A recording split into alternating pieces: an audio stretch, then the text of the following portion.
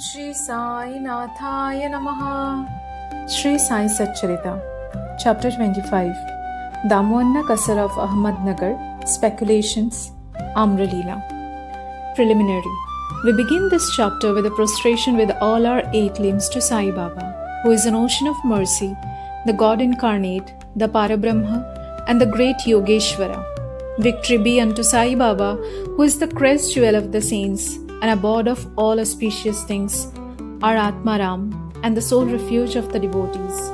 We prostrate ourselves before him who has attained the aim and end of life. Sai Baba is always full of mercy. What is wanted on our part is wholehearted devotion to him. When a devotee has got firm faith and devotion, his wishes are soon fulfilled. When the desire arose in the mind of Himat Pant to write the life and Leelas of Sai Baba, he immediately got it written by him. When the order to keep the memos was given, Himat Pant was inspired and his intellect got strength and boldness to undertake and finish the work.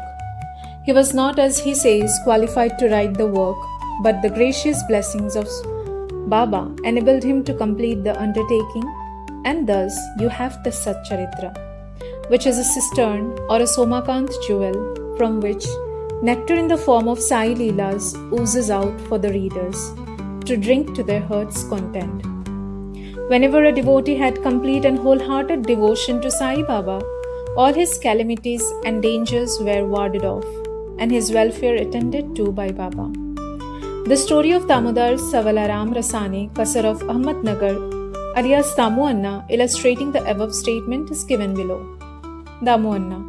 The readers are aware that a mention of this gentleman was made in the 6th chapter regarding the celebration of Ram Navami festival in Shri. We went to Shri about the year 1895 AD, when the Ram Navami Utsav celebration began, and since that time he has been providing an ornamental flag for that occasion every year. He also feeds the poor and the fakirs who come there for the festival. His speculations, cotton trading. A Mumbai friend of Damoanna wrote to him that they should do some cotton speculation business in partnership, which would bring them about 2 lakhs of rupees as profit. Damoanna says in his statement made about the year 1936 to Mr. V.V. Narasimha Swami that the proposal about speculating at Mumbai in cotton was from a broker who was not to be a partner, and that he, Damoanna, was to be the sole adventurer of the devotee's experiences part 2. The broker wrote that the business was good and involved no risk, and that opportunity should not be lost. Damoanna was vacillating. He could not at once determine to venture into the speculation. He thought over this, and as he was a devotee of Baba, he wrote a detailed letter to Shama giving all the facts and requested him to consult Baba and take his advice in the matter. Shama got the letter next day, and when he went with it at noon to the masjid and placed it before Baba, he asked Shama what the matter was and what the letter was about. He replied that Damoanna of Nagar wanted to consult him about something. Then Baba said, "What does he write? What does he plan? It seems that he wants to reach the sky, and he is not content with what God has given him. Read his letter." Shama then said, "The letter contains what you have just said.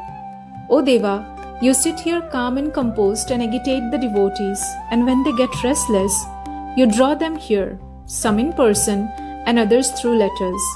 If you know the contents of the letter, why do you then press me to read it?"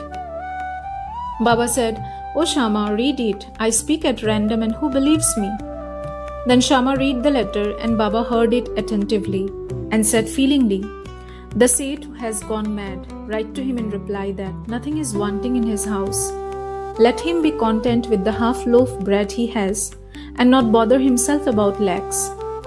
Shama sent the reply which Damoanna was anxiously waiting for. After reading it, he found that all his hopes and prospects about lakhs of rupees as profit were dashed to the ground. He thought that he had done a mistake by consulting Baba.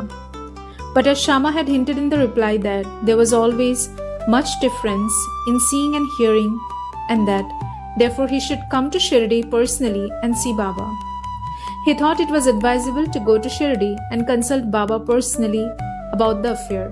So he went to Shirdi, saw Baba, prostrated himself before him, and sat shampooing his legs. He had no courage to ask Baba openly about the speculation, but he thought in his mind that it would be better if some share in the business should be assigned to Baba, and said in his mind that if Baba were to help him in this transaction, he would surrender some share of profits to him. Damoanna was thus thinking secretly in his mind, but nothing was veiled from Baba. Everything past, present, and future were clear to him. A child wants sweets, but his mother gives bitter pills. The former spoil his health, while the latter improve it. So the mother, looking to the welfare of her infant, coaxes and gives bitter pills. Baba, kind mother as he was, knew the present and future prospects of his devotees, and therefore, reading Damoanna's mind, he openly spoke to him. Bapu, I do not want to be entangled in any such worldly things. On seeing Baba's disapproval, Damoanna dropped the enterprise. Grain dealing. Then he thought of trading in rice, wheat, and other grains. Baba read this thought also and said to him, You will be buying at 5 sers and selling at 7 sers a rupee. So this business was also given up. The rise in the prices of grains was kept up for some time, and Baba's prophecy seemed to be falsified. But in a month or two, there was abundant rain everywhere, and the prices suddenly fell down, and therefore those who stored grains suffered a severe losses. Damoanna was saved from this fate. Needless to say that the cotton speculation, which was conducted by the broker with the help of another merchant, also collapsed with severe loss to the adventurers. After seeing that Baba had saved him from 2 severe losses in cotton and grain speculations, Damoanna's faith in Baba grew stronger, and he remained a true devotee of Baba till his passing away. Amralila, Mango Miracle. Once a parcel of about 300 good mangoes were received at Shirdi. It was sent from Goa by one Mamlatdar named Rale to Sai Baba in the name of Shama. When it was opened, all the mangoes were found to be in a good condition.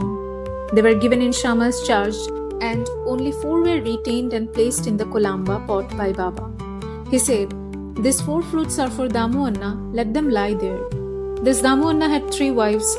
According to his statement mentioned above, he had not 3 but 2 wives only. He had no issue. He consulted many astrologers and himself studied astrology to some extent, and found that as there was a Papi planet in his horoscope, there was no prospect of any issue to him in this life. But he had great faith in Baba. When he went to Shirdi 2 hours after the receipt of the mango parcel for worshipping Baba, he said, Though other people are looking for the mangoes, they are Damyas. He whose they are should eat and die. Damoanna, hearing these words, was first shocked, but on Mahasapati, a Shirdi devotee, explaining to him that death meant the death of the ego, and to have it at Baba's feet was a blessing, Damoanna said that he could accept the fruits and eat them. But Baba said to him, Do not eat yourself, but give them to your younger wife. This Amralila will give her 4 sons and 4 daughters. This was done, and in due course it was found Baba's words turned out true, and not those of the astrologers. Baba's speech established its efficacy or greatness while he was living in the flesh, but it did the same even after his passing away. Baba said, Believe me, though I pass away, my bones in my tomb would be speaking, moving, and communicating with those who would surrender themselves wholeheartedly to me. Do not be anxious that I would be absent from you. You will hear my bones speaking and discussing your welfare. But remember me always. Believe in me, heart and soul, and then you will be most benefited. Prayer. Himat Pant closes this chapter with a prayer.